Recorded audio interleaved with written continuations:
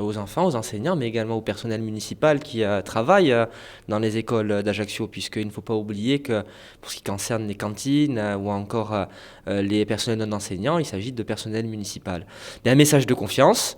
Les écoles d'Ajaccio sont prêtes à recevoir les enfants, leurs familles, pour qu'ils puissent constater par eux-mêmes que tout va bien. Il y a eu des travaux, des cours de récréation qui ont été mis aux normes. Tout se passe bien aussi au niveau de l'organisation du temps périscolaire. Vous savez très bien que la rentrée de l'année dernière a été un peu plus chahutée en raison de la mise en route de la réforme des rythmes scolaires. Et aujourd'hui, à force de travailler de manière, je dirais, suivie et intelligente avec les services de l'éducation nationale, je tire d'ailleurs mon chapeau au service de la municipalité dirigée par Madame Rossine, mais également à mon adjointe Rosemarie Otave, nous avons réussi à trouver un terrain d'accord et d'entente pour faire en sorte que le temps périscolaire soit totalement gratuit pour les élèves de la ville d'Ajaccio et pour faire cesser aussi, je dirais, ces petites polémiques. Nul que, on le sait très bien, hein, il y aura quand même toujours quelques personnes pour se plaindre, mais je pense franchement que cette année, la rentrée scolaire sera à la hauteur des espérances des parents, des enseignants, et je l'espère aussi, elle mettra au centre l'intérêt de l'enfant. Alors justement, une réforme des rythmes scolaires généralisée et des services proposés par la ville à titre gratuit. Oui, c'est là-dessus que nous avons essayé de nous battre. Nous avons considéré qu'il était nécessaire de faire un petit effort en la matière.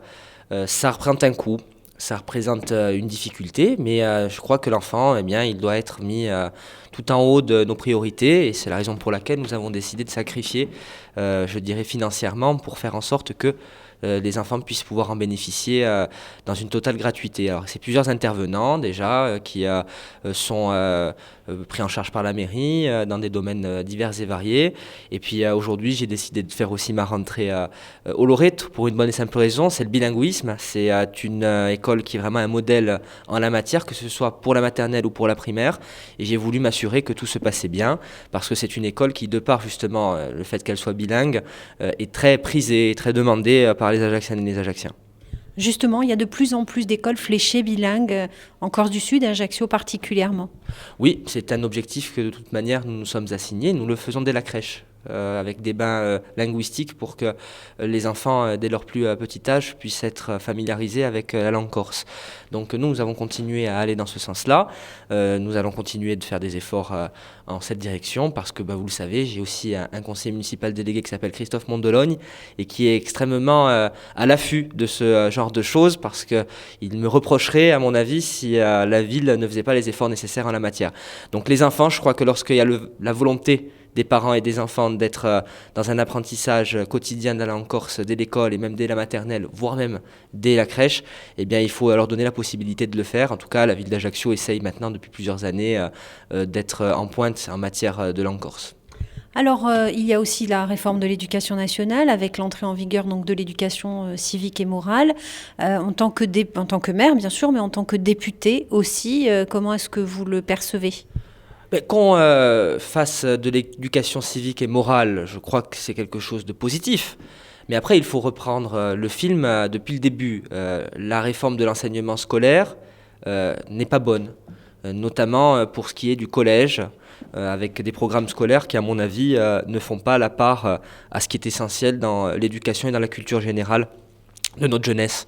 Je passe évidemment pas sous silence le fait que les programmes d'histoire aujourd'hui, par exemple, notamment au collège, fassent complètement la passe sur Napoléon Bonaparte. Alors c'est pas parce que je suis maire d'Ajaccio et que dans le bureau dans lequel nous nous trouvons, bien Napoléon est un peu partout que je dis ça, mais tout de même dans l'histoire de notre pays, celui qui a fait le code civil, celui qui a créé des institutions telles que le préfet, l'université, etc., soit complètement oublié dans l'enseignement du collège, je trouve que c'est quand même un petit peu grave parce qu'il s'agit d'une période faste de l'histoire de France et parce que je crois que la France a été en mutation, notamment sous le consulat.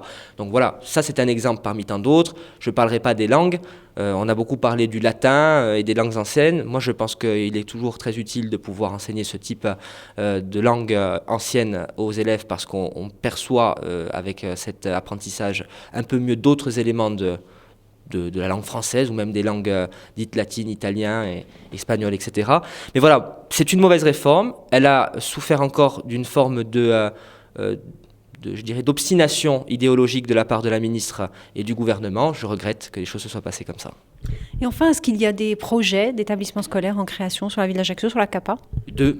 Deux, effectivement. En fait, plus un grand groupe scolaire aux Salines qui, dans le cadre de la programmation en rue, puisque vous le savez, les écoles de type Pailleron ont été détruites et elles seront remplacées par un vrai grand et beau groupe scolaire. Et puis, il y a aussi un projet qui me tient particulièrement à cœur. C'est un grand groupe scolaire maternel et primaire qui remplacera les deux écoles annexes, celle du cours général Leclerc et celle du boulevard Albert Ier, c'est-à-dire l'école annexe des garçons, l'école annexe des filles que tous les Ajacciens connaissent. C'est un grand groupe scolaire qui verra le jour en association avec le département de la Corse du Sud d'ici 2-3 ans.